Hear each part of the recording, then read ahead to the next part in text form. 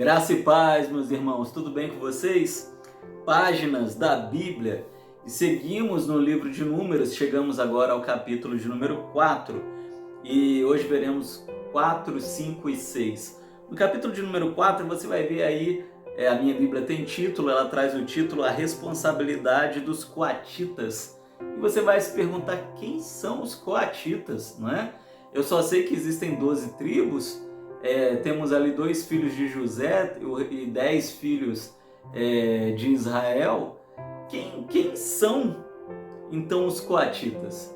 Meus irmãos, os coatitas são uma das 3 linhagens que surgiram dos filhos de Arão.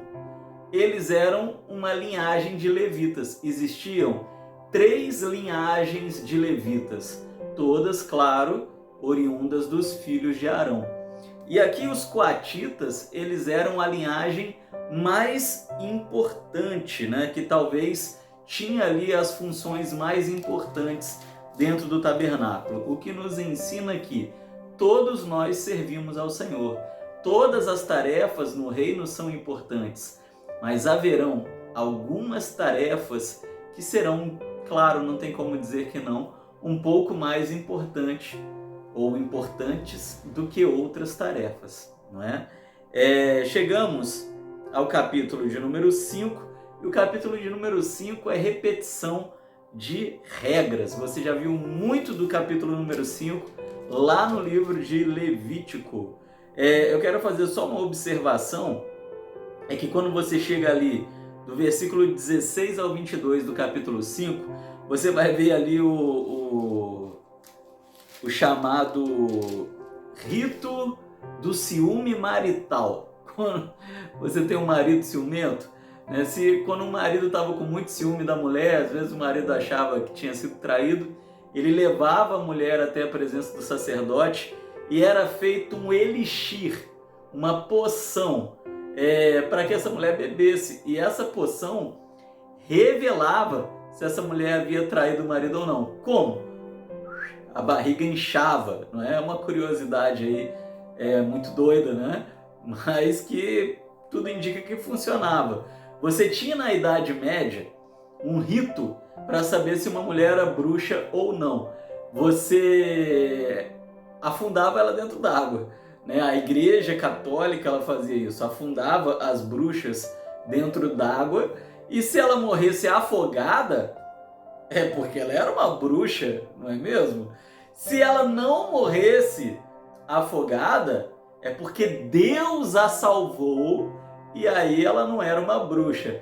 E não há na história o relato de uma mulher sequer que sobreviveu a esse afogamento durante a Idade Média. Mas, meus irmãos, muito diferente disso, dá a entender que o que acontecia ali no tabernáculo funcionava, porque esse elixir era diferente. A água que era utilizada era água sagrada. Aqui fala pó do chão, né? E aí você vai ficar com nojo. Nossa, pegava pó do chão para a mulher beber. Mas olha, quando Moisés chega ali no Sinai, o que Deus diz para ele? Tira a sandália do teu pé, porque onde você está pisando é terra santa. Não é verdade? Ali era um território sagrado. Diz o texto mais lá à frente, quando Moisés retorna ao Sinai, né? Anos depois, já depois da libertação, de que ninguém deveria tocar no pé do monte, porque todo o monte havia sido santificado. E nesses 2 eventos, por que o monte foi santificado? Porque Deus estava ali presente. O pó que era utilizado nessa poção que era feita para as mulheres beber era pó do chão do tabernáculo.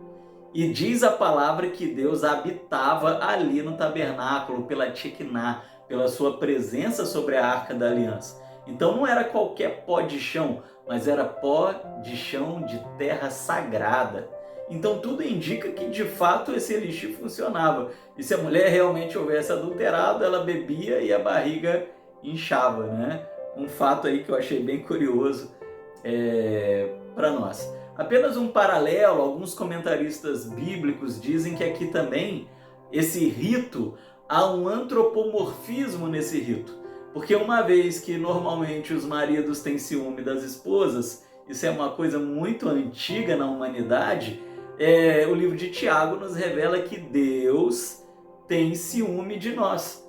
E nós sabemos que a relação marido-mulher é um tipo da relação, ou seja, um símbolo para a relação homem-Deus, ou melhor, Deus-humanidade, né? Então, só uma observação que eu vi muitos eruditos falando sobre isso. Chegamos ao capítulo de número 6 e aí a gente vê o voto do Nazireu.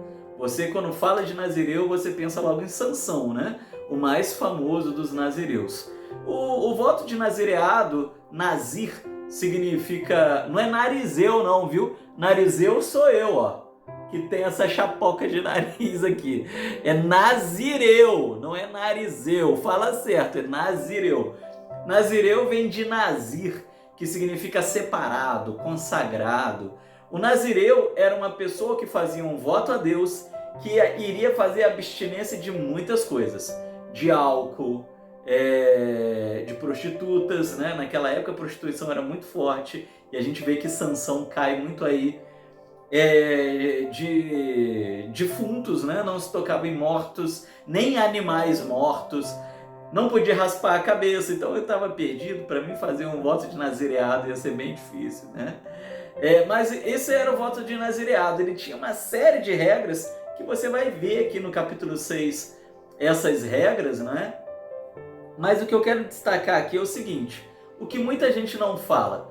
O voto de nazireado podia ser temporário, né? Muita gente acha que era um voto para sempre. Talvez o voto de Sansão era para sempre. Existia o voto para sempre, mas também havia os votos de nazireado temporário, onde a pessoa fazia um voto a Deus de se manter extremamente santa durante um determinado tempo. Quanto tempo? Qual era o menor tempo para alguém ser um nazireu, pastor? 30 dias, a época do segundo templo. Nós só temos essa informação. A época do segundo templo, o tempo mínimo para um voto de nazireu era 30 dias. Mas eu quero destacar aqui o seguinte, o nazireado hoje, ele é uma inspiração para nós. Nós devemos manter uma vida santa, fazer um voto de santidade ao Senhor, de não nos misturarmos com nada que desagrada ao Senhor. No final do capítulo 6, para a gente terminar, a gente chega à famosa bênção abraâmica, ou em outras traduções, abraônica, né? E eu quero terminar dizendo para você o seguinte, Deus diz que Arão e seus filhos iriam abençoar Israel com essas palavras. Por isso nós, pastores, as proferimos ao final dos cultos, por uma herança araônica, ou abrâmica, né? Nós temos uma bênção em Abraão e temos aqui a impetração, é diferente, né?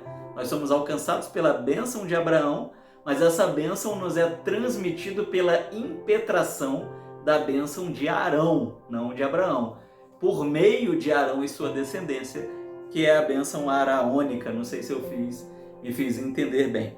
E eu quero terminar proferindo na linguagem da mensagem, que diz assim, que o Eterno abençoe e guarde vocês, que o Eterno sorria para vocês e presenteie vocês, que o Eterno olhe para vocês bem nos olhos e os faça prosperar.